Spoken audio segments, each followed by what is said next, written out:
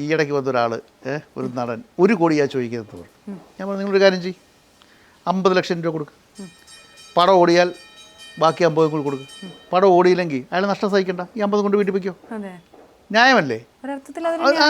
C നിങ്ങൾക്ക് 1 കോടി രൂപ താരമൂല്യമുണ്ട്, ഓക്കെ. നിങ്ങൾക്ക് 1 കോടി രൂപ ഉണ്ടെങ്കിൽ 3 കോടിയുടെ ബിസിനസ് നടക്കണമല്ലോ. മിനിമം 1.5 കോടിയിലെങ്കിലും വേണ്ടേ? 1 കോടി രൂപ ഒരാൾക്ക് കൊടുത്തു കഴിഞ്ഞാൽ 50 ലക്ഷം ഒരു ബാങ്ക് ഇൻട്രസ്റ്റിൻ്റെ കാശെങ്കിലും വേണ്ടേ?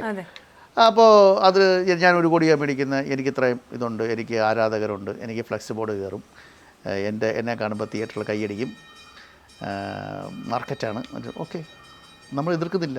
ആ 1 കോടി രൂപ അവിടെ തന്നെ നിൽക്കും. പകുതി പൈസ തരാം, പകുതി പൈസ ആഫ്റ്റർ റിലീസ് പടം ഓടിയാൽ നിങ്ങൾക്ക് മാർക്കറ്റ് ഉണ്ടെന്നല്ലേ പറയുന്നത്, പടം ഓടിയാൽ തരാം. പടം ഓടിയില്ലെങ്കിൽ നിങ്ങൾ 50 കൊണ്ട് വയ്ക്കും, നിങ്ങൾ നഷ്ടം സഹിക്കണ്ട. ന്യായമാണോ? ന്യായമാണ്. അതിനെത്ര പേര് പറ്റേ? അതിന് പക്ഷേ നടന്മാർ അതിനെ പറയണ്ടേ. ഒരു കാര്യം, ശരി, 1 കോടി രൂപയുടെ നടൻ അയാളുടെ പടം വിജയിച്ചു, അടുത്ത പടത്തിൽ അയാൾ 3 കോടിയാക്കി, അത് പൊട്ടി.